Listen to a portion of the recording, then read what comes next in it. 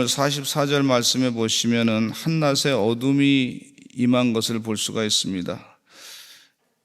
때가 제6시쯤 되어 해가 빛을 잃고 온 땅에 어둠이 임하여 제9시까지 계속하며, 유대 시간과 우리 현재 시간은 유대 시간에 성경에 있는 유대 시간을 6시간을 더하시면은 그게 현재 시간과 맞습니다.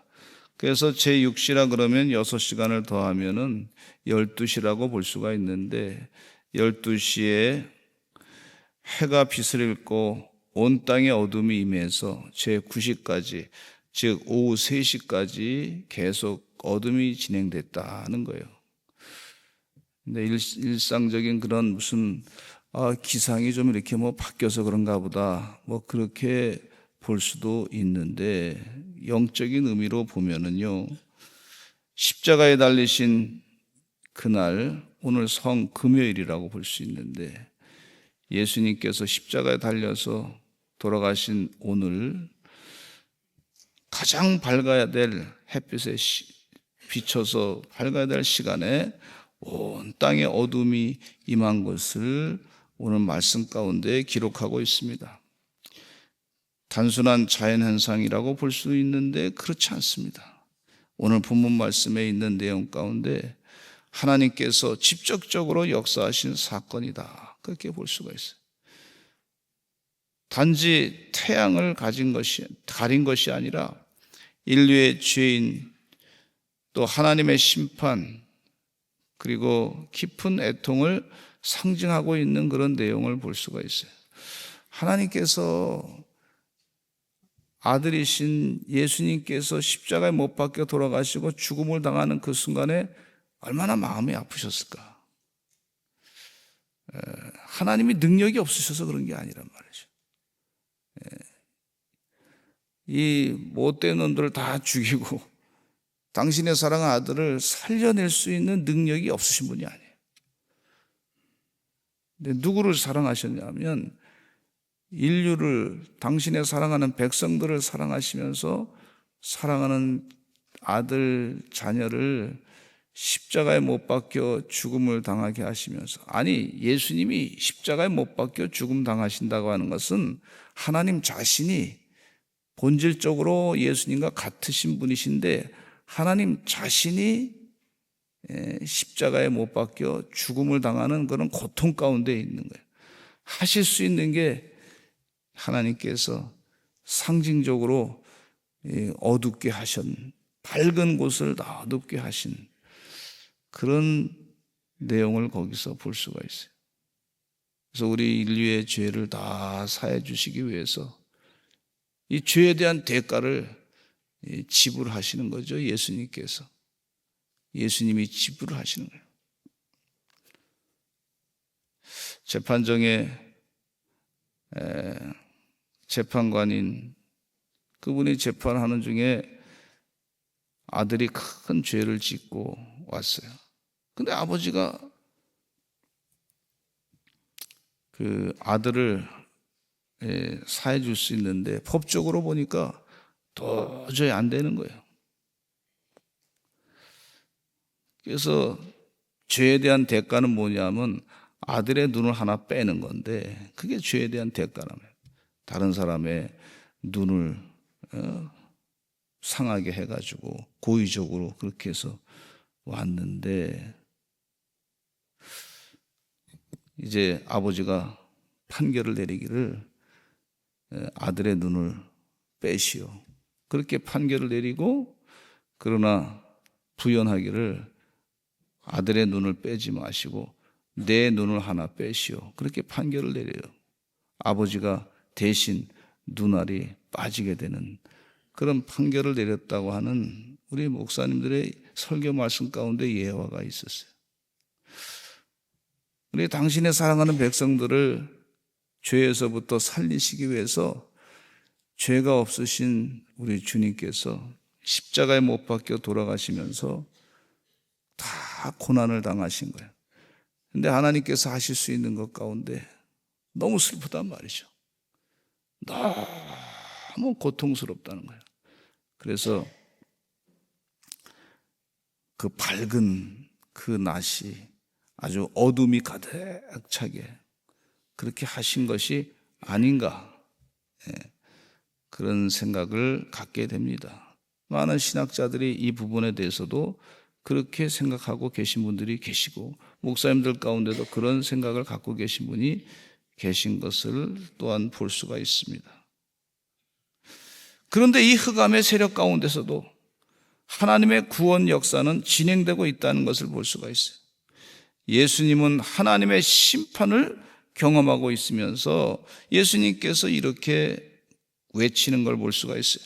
나의 하나님, 나의 하나님, 어찌하여 나를 버리셨나이까? 라고 절규하고 있어요. 엘리 엘리 라바 사박다니, 하나님, 하나님, 나의 하나님, 어찌하여 나를 버리셨나이까?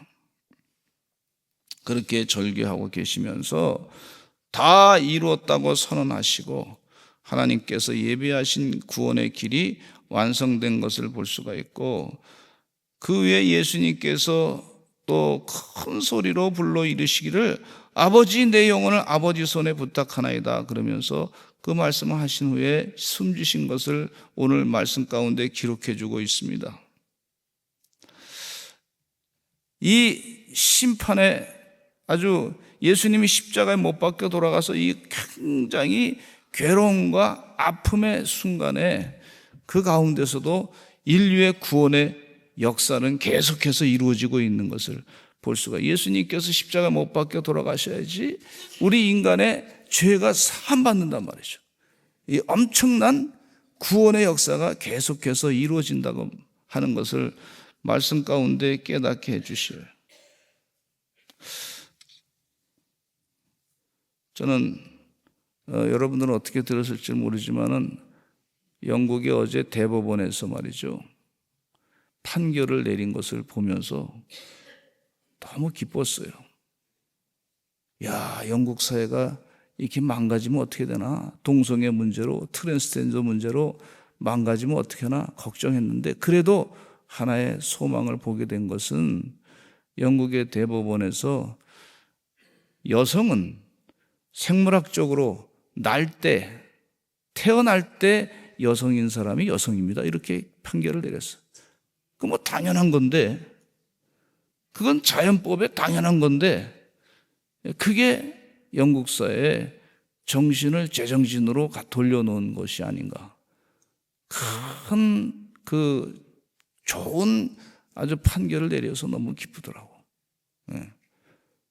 그동안 트랜스젠더 해가지고 말이에요, 여성이 말이에요 50% 이상 그 여성이 직장에서 50%가 여성이 돼야 되니까, 그러니까 그 직장의 법이 그렇다는 거예요.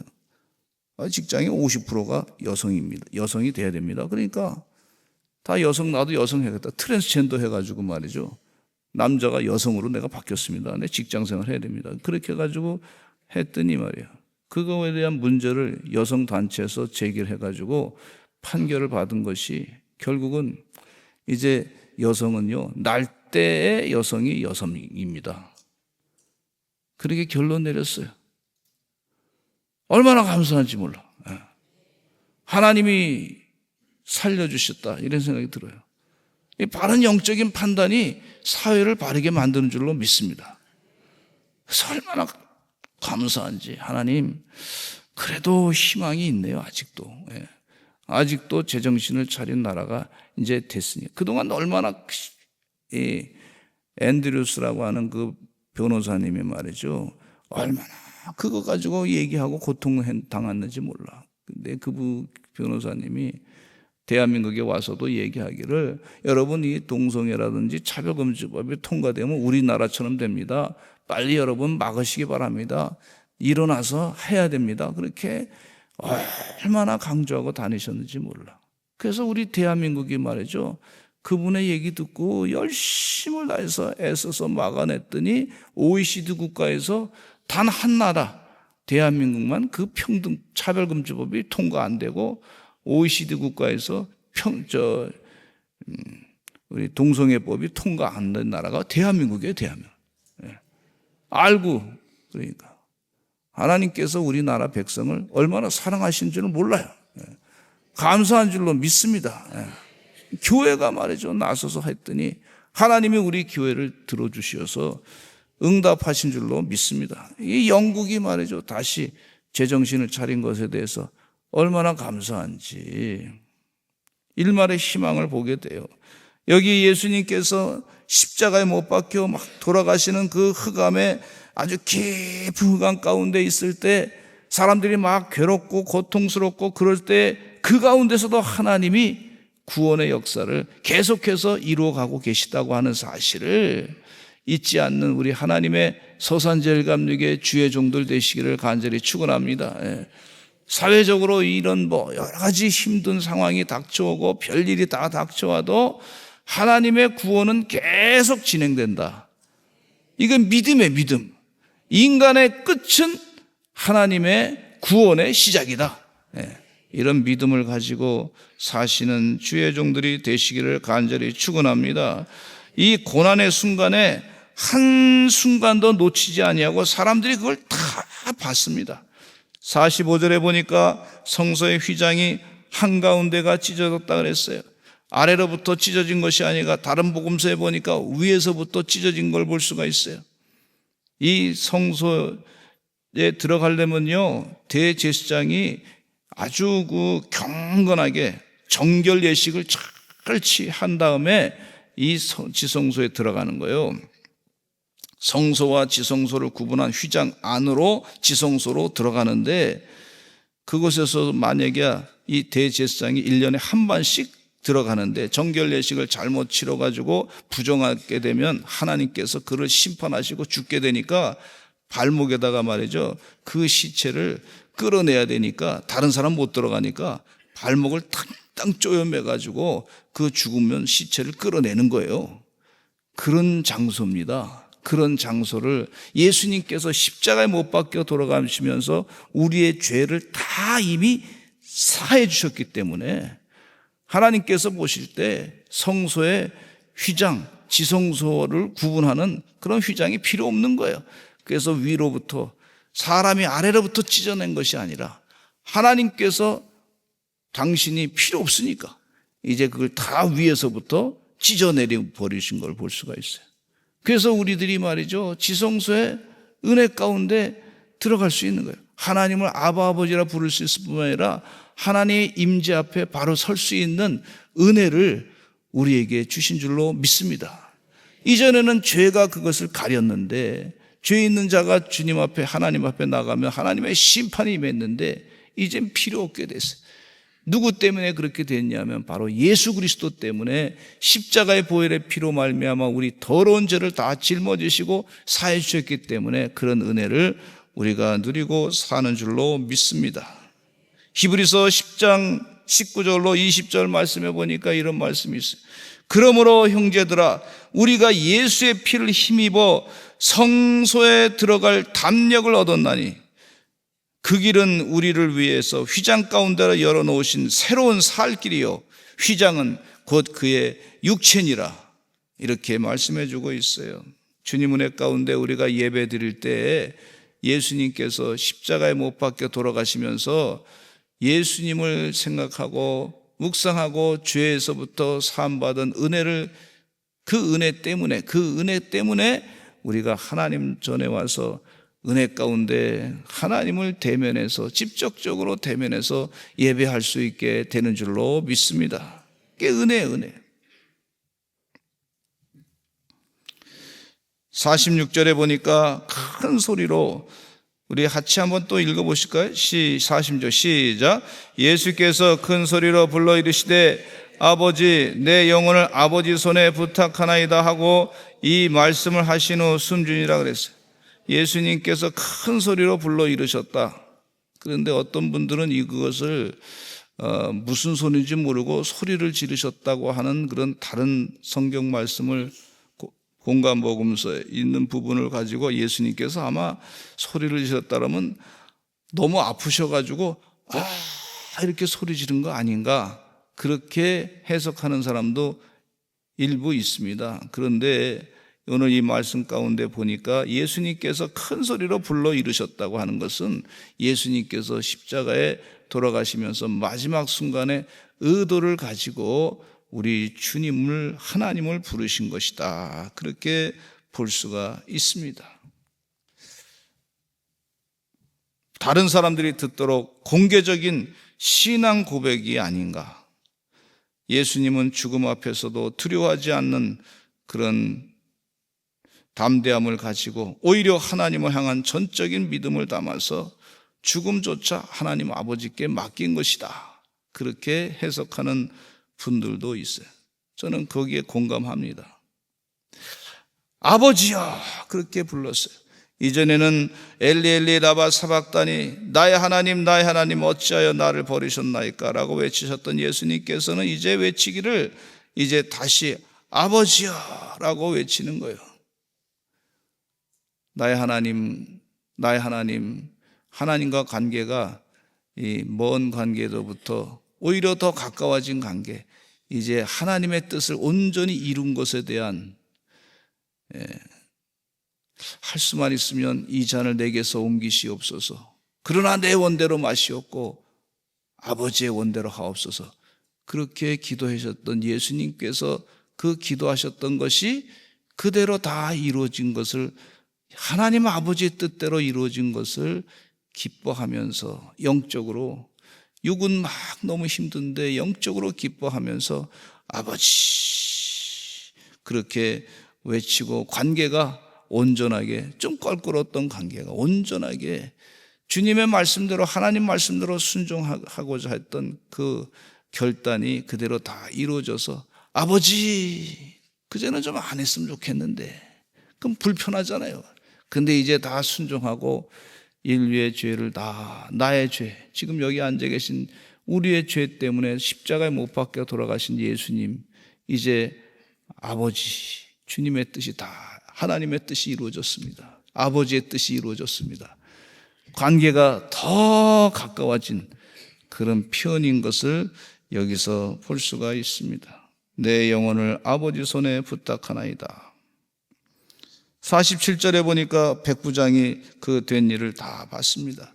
로마의 백부장은 100명의 군사를 거느린 사람이었습니다. 유태인도 아니고 예수 그리스도의 제자도 아니었던 사람이었어요. 근데 예수 그리스도를 처형하는데 거기에 동조했던 한 사람이었다고, 한 사람인 것을 볼 수가 있습니다. 그가 믿음의 고백을 하는 거예요. 그 현장을 다 보더니, 그래도 상당히 이 사람은 그 양심적인 사람이었고, 현장의 상황에 대해서 철저하게 정확하게 판단했던 그런 사람이었어요. 목격한 것을 들었는데, 목격한 내용이 그 로마의 백부장이 큰 소리로 마지막까지 하나님을 부르짖는 예수님을 목격했고, 어둠이 임하는 기이한 현상을 목격했고, 성소의 휘장이 찢어진 순간을 경험했고, 고통 중에서도 용서와 사랑을 선포하신 예수님을 목격하고 나서 이 모든 것을 보고서 하나님께 영광을 돌리는 것을 볼 수가 있어요. 이 백부장이 전혀 예수님 안 믿었던 사람이고, 예수님을 십자가에 못 박혀 죽이는 일에 상관의 명령에 의해서 움직였던 사람인데, 현장을 보니, 목격하니 이분이 정말 의인이었도다, 하나님께 영광을 돌리면서 의인이었도다, 그렇게 고백한 걸 볼 수가 있어요. 플로리다에 있는 리 스토로벨이라고 하는 목사님이 계셨는데, 그 부인이 세례받고 예수 믿는 것을 보면서 굉장히 싫어했던 사람이었어요. 트리븐 신문사의 기자였습니다. 무신론자였고 하나님을 안 믿는 사람이었고, 그런데 부인은 사랑했단 말이죠. 그래서 부인을 예수 믿지 말라고 설득하는데 안 되는 거예요. 그래서 이분이 연구하기 시작했어요. 예수님께서 십자가에 못 박혀 돌아가신 것은 가짜다, 그걸 확인하기 위해서 열심히 연구하다가 예수님이 십자가에 못 박혀 돌아가신 것은 결국은 연구하다 보니까 진짜다, 결론을 내려서 솔직하게. 그리고 이분이 예수님 믿게 돼서 목사님이 됐어요. 그래서 예수님에 대한 그 글을 쓰고, 자기가 연구했던 걸 다 글을 쓰고, 예수님이 십자가에 못 박혀 돌아가셨다가 다시 부활하신 것이 그것이 가짜다라고 그걸 쓰기 위해서 연구하다가 이분이 진짜다 하고 그 글을 쓰게 됐고 목사님이 됐어요. 그런 사람도 있어요. 훌륭한 목사님이 됐어요. 그리고 그분이 쓴 책이 베스트셀러가 돼가지고 많은 사람들에게 큰 영향을 끼쳤어요. 그러니까 무신론자 가운데는 그냥 감정적으로 무신론자가 있어요. 근데 이분은 무신론자인데 바문이 한번 확인해 봐야 되겠다. 지적으로 한번 찾아봐야 되겠다. 그렇게 노력해서 성령 충만해서 그 현장을 다 보고 난 다음에 예수님 믿는 목회자가 됐던 그런 놀라운 역사도 성령님께서 은혜 가운데 나타내 주신 것을 볼 수가 있어요. 이 백부장의 케이스가 바로 그런 케이스라고 볼 수가 있습니다.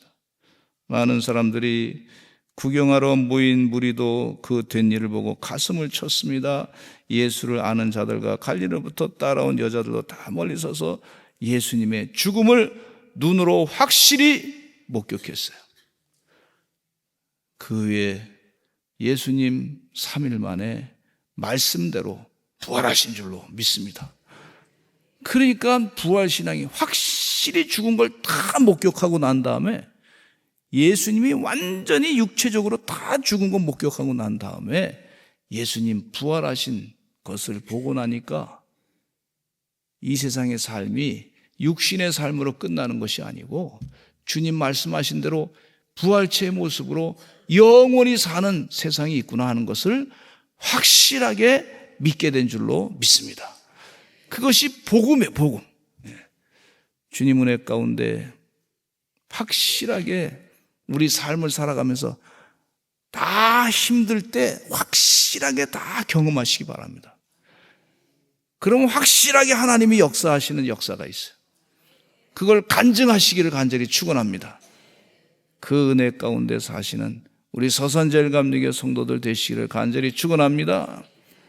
많이 힘들 때 막 몰릴 때가 있어요. 몰릴 때 확실하게 경험 다 하시고 하나님이 어떻게 역사하시나 체험하시는, 부활의 능력으로 어떻게 역사하시나 체험하시는, 확실하게 증거를 삼으시는 주의 종들이 다 되시기를 간절히 축원합니다. 우리 다 같이 주여 많이 하시고 통성으로 기도하시기 바랍니다. 오늘 성금요일 예수님께서 나를 위해 십자가 못 박혀 돌아가셨는데 주의 은혜를 날 더 기억하시면서 기도하는 하루가 되시기를 간절히 축원합니다.